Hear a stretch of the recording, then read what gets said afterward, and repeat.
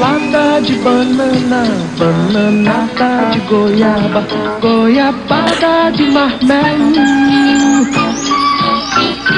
Sítio do Pica-Pau Amarelo, sítio do Pica-Pau Amarelo.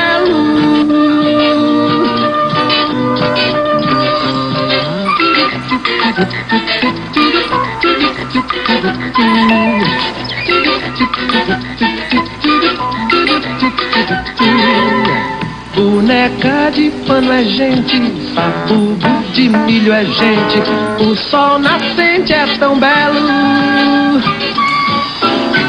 Sítio do Pica-Pau Amarelo, sítio do Pica-Pau Amarelo.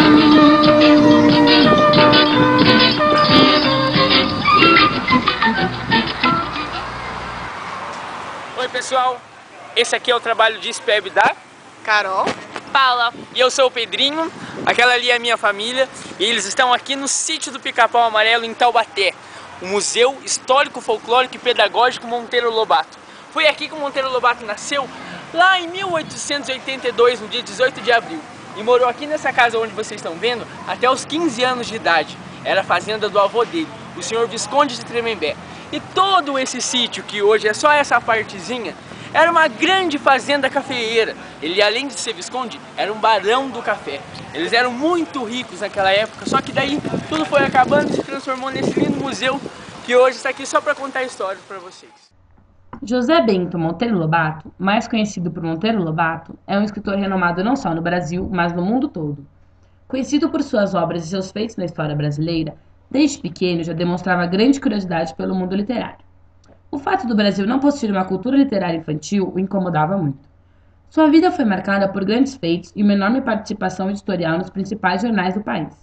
Lobato era conhecido pelo seu humor inglês e por suas tentativas incansáveis de criação de empresas para a exploração do petróleo.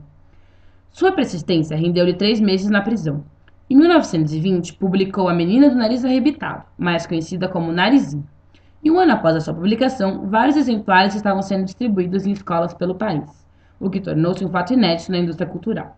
O escritor, motivado pelo sucesso de Narizinho, continuou criando mais personagens infantis, tais como Dona Benta, Pedrinho, Tia Anastácia, o boneco de sabugo de milho Visconde de Sabugosa e Emília, a boneca de pano. Por ser um nacionalista convicto e não gostar das traduções de livros infantis europeus, seus personagens são sempre ligados à cultura brasileira, com uma grande participação dos costumes da roça e lendas de nosso folclore. Além disso, enriqueceu suas criações com personagens e costumes da literatura universal, da mitologia grega, dos quadrinhos e do cinema. Lobato também foi pioneiro na literatura paradidática, ensinando história, geografia e matemática de uma forma divertida e única. Em 1922, Lobato foi considerado o estopim da Semana de Arte Moderna ao criticar a exposição de Anita Malfatti com a publicação de seu texto Paranoia e Mistificação, no jornal Estado de São Paulo.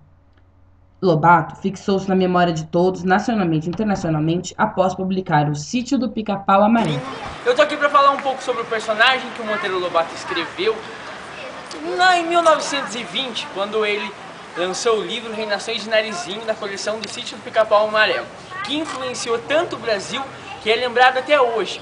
Na época que o Sítio do Pica-Pau Amarelo foi lançado, ele se tornou material didático das escolas estaduais do Brasil naquela época. O meu personagem ele é baseado no melhor amigo do Monteiro Lobato, que se chamava Pedro de Castro, que tinha uma avó tão boa quanto a Dona Benta, até por isso que ela é a Dona Benta. E eles passavam as férias aqui mesmo, nesse sítio aqui que vocês estão vendo, naquela época que ele era criança. E ele morou aqui até os 15 anos de idade e deixou todas essas histórias que vocês conhecem e faz a diferença pra gente aqui no Brasil até hoje. A nossa cidade de Taubaté hoje, ela é nomeada Cidade da Literatura Infantil por causa do nosso saudoso Monteiro Lobato. Ele influenciou, não só naquela época, mas como até hoje, a literatura infantil. Mas ele começou escrevendo para os adultos. Em 1917, ele lançou seu primeiro livro, que se chamava O Saci, o resultado de um inquérito. E vieram alguns outros livros adultos. Só que apesar de muitas críticas, ele permaneceu, até um dia que ele cansou. E ele pensou assim: de escrever para marmanjo já enjoei. Que bicho mais sem graça. Ainda escrevo um livro onde as crianças possam morar. Daí Aí foi em 1920 que lançou o primeiro livro infantil do Sítio do Pica-Pau Amarelo. A Menina do Nariz Arrebitado. Que depois se tornou Reinações de Narizinho, entre outros que completou a coleção e fez muito sucesso, né, Emília? Isso mesmo. E agora, se vocês quiserem saber mais, tem que vir aqui no sítio. Um beijo.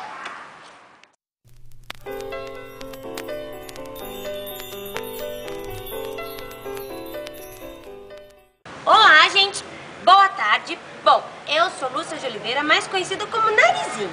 E Monteiro Lobato, ele se inspirou para escrever sobre mim nas irmãs deles, que é Esther e Judite, que é a criança de ontem, de hoje e de eternamente. Ou seja, eu nunca vou envelhecer. Que bom, né, vovó? Isso mesmo, e já a minha personagem, ele se inspirou no amigo dele, que tinha uma avó muito bondosa, que contava muitas histórias. O nome do amigo era Pedro de Castro. E eu sou Anastácia da Silva. Monteiro Lobato se inspirou no escravo que eles tinham, né? O nome dela era Anastácia. Aí inventou meu personagem, Anastácia da Silva, uma escrava muito carinhosa, que cozinha bem, comida e chuva boa, né?